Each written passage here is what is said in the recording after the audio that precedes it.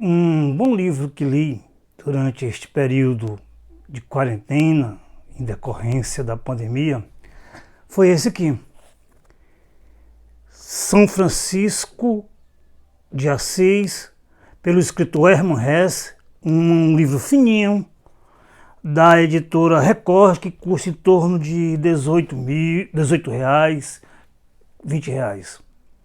O livro será tratado em 3 partes aqui neste vídeo. Um sobre São Francisco, o outro sobre o seu contexto no mundo católico entre os santos, e terceiro, a realidade de hoje de discutir São Francisco em meio à pandemia. A história de São Francisco, contada por Hermann Hesse, ela começa mostrando que ele não foi muito diferente de outros santos convertidos, como Santo Inácio, como Santo Agostinho. Em comum com Santo Agostinho, ele teve um histórico de farras, de hedonismo. Em comum com Santo Inácio, ele criou o gosto pelas batalhas, pelas medalhas que poderiam servir como recompensa a atos de bravura em campos de guerra. Hermann Hesse conta, baseando-se em lendas e também estudos teológicos e, sobretudo, históricos da história do santo italiano, ele vai mostrando como foi a sua infância, que ela se deu num ambiente de aristocracia, de muito luxo, mas também, ao mesmo tempo, de muita repressão, de muitas expectativas. O seu pai sonhava grandes projetos para Francisco. E vejam no que deu. Bom, ele realmente teve toda uma vida de farras, de envolvimento com festas de extrema soberba, gastando todo o dinheiro do bolso com uma legião de amigos, entre aspas, né, que se aproveitava desse lado bonachão e o incentivava a ser cada vez mais estróina, porque se alimentavam disso. Francisco, tal como Inácio, ele teve um entusiasmo muito grande, se iludiu muito com as guerras. Aquilo é que estava muito na moda entre o século XIII e o século XIV, e depois só ficaram mais sofisticadas essas aspirações bélicas ao longo dos séculos, até perdurarem aos dias de hoje. Ele foi para o campo de batalha, escolheu a sua melhor armadura, trouxe as melhores vestes, já antevendo que seria muito honrado, e os seus planos deram errado. Tal como Inácio, ele se viu diante de um conflito que era saber qual era a glória que se tinha em viver uma guerra, viver contra os irmãos. Surge daí a sua espiritualidade, tal como aconteceu com Santo Inácio. E no último suspirar dos seus devaneios bélicos, ele ainda promove uma grande festa, uma grande farra para os seus amigos. E eles pensam que tinham recuperado Francisco novamente. Mas não era essa a realidade. ele tinha sido tocado por uma visão paranormal, cósmica, mística, e daí não parou mais. O seu desenvolvimento como místico foi ao extremo dos extremos. Hermann Hesse conta, né, que ele se recolhia e passava a conversar com as fontes, com o sol, com os pássaros. Então, havia realmente um caráter panteísta na sua espiritualidade. Mas nem por isso perdia a qualidade de ser um homem que foi forjado pelo Evangelho. Foi isso que ele apresentou para o Papa Honório III, quando disse que queria fundar uma congregação de pessoas extremamente comprometidas com a pobreza.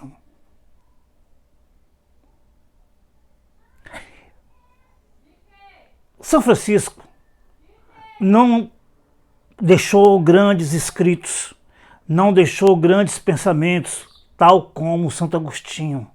Não fez aquelas reflexões aprofundadas que vão ao âmago sobre como foi sua conversão. Ele simplesmente conversava com a água, com os pássaros, etc.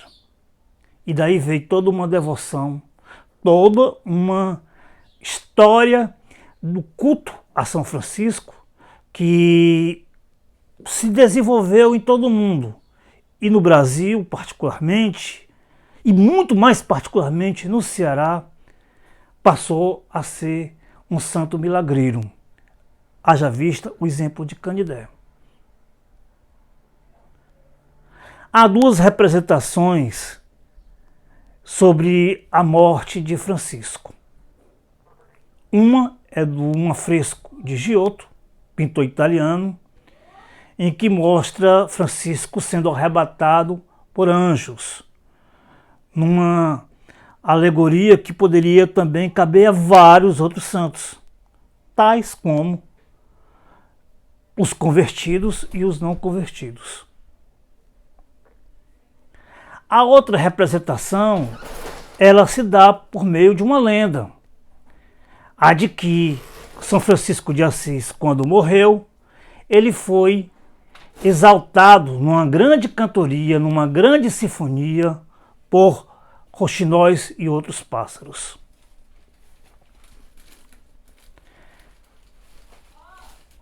Um aspecto é que não se pode negar é a influência deste santo no fortalecimento do cristianismo e também que teve suas influências muito grandes na Igreja Católica. Uma outra coisa que eu gostaria de abordar é Hermann Hesse. Hermann Hesse, que é o autor dessa biografia muito ligeira, que é quase como se fosse um artigo de jornal para jornal. Claro que tem os afrescos de Giotto e tem também reproduções do pintor italiano, e também tem transcrições de artigos mais aprofundados que fazem parte da obra. A questão de Hermann Hesse é que ele nunca foi um escritor de primeira linha. A gente pode até imaginar que ele seria uma espécie assim de snobismo da literatura alemã, para mostrar que até mesmo um escritor de best-seller, autor de Siddhartha, O Jogo das Contas de Vidro, O Lobo da Estepe, também seria capaz de ganhar o Nobel de Literatura. Mas nem de longe ele está entre os 10 melhores escritores alemães. Há dois elementos importantes nessa pequena biografia. Uma é a forma que ele se atém às suas raízes místicas, que foram reveladas em outras obras, como Siddhartha e o jogo das contas de vidro. A outra coisa é que ele tenta reproduzir na literatura o mesmo caráter filosófico de Francisco de Assis, aliás, não filosófico, mas eu diria pedagógico, de falar as coisas com simplicidade. Ele fala com as fontes, fala com os pássaros, fala com os camponeses, na linguagem que os camponeses entendem, e fala para os cidadinos. Outro aspecto é Francisco no dia de hoje. Vamos primeiro dividir isso também em dois tópicos. Um é São Francisco. A gente pode ver que ele talvez esteja inserido entre aqueles santos convertidos que deram muito maior contribuição à igreja, ao cristianismo, do que os não convertidos. São exemplos de santos convertidos ele, Santo Inácio, Santo Agostinho, São Paulo, Santa Maria Madalena. São exemplos de santos que nasceram santos: Santa Teresa d'Ávila, São João da Cruz, São Domingos Sávio e São João Bosco. O que se percebe que mesmo entre santos e não santos, há aqueles que tiveram suas fraquezas. Mesmo após a conversão, eles se tornaram tão humanos quanto nós. A gente pode ver em Santa Teresa a vaidade. A gente pode ver em Santo Inácio o orgulho. Em Santo Agostinho, aquele tipo falastrão que fala demais. E em São Francisco a gente pode perceber a sua alienação, que se deu literalmente, a alienação dos bens, despojar de todas as suas vestes, entregar o príncipe, entregar o pai, até a túnica que vestia, e viver na simplicidade mais radical. Eu escolhi esse tema de hoje, estou falando isso hoje para chegar ao terceiro ponto, que é São Francisco no dia de hoje. Um Papa que se chama Francisco, uma pandemia em que as pessoas cada vez mais elas estão enlouquecidas e os valores espirituais eles tendem a preencher essas lacunas para aqueles que estão mais susceptíveis ao sobrenatural. Eu suponho que há também uma visão sobre como foi a trajetória do século XII, do século XIII até os dias de hoje, para aqueles que optaram pela pobreza radical. Eu acredito que a crítica que eu faço a São Francisco de ser um santo alienado é porque, mesmo que ele tenha sido um poeta, um idealista, e isso ele demonstrava desde a sua infância, o gosto pela poesia, pela música, ele não deixa de ensinar as pessoas a serem pobres, o que é inadmissível na atualidade. Mesmo considerando a perenidade de tudo, que tudo é efêmero, mesmo considerando que você, quando morre, não leva nada, mas tem um aspecto que é usar aquilo que você tem, usar as tecnologias que você foi contemporâneo.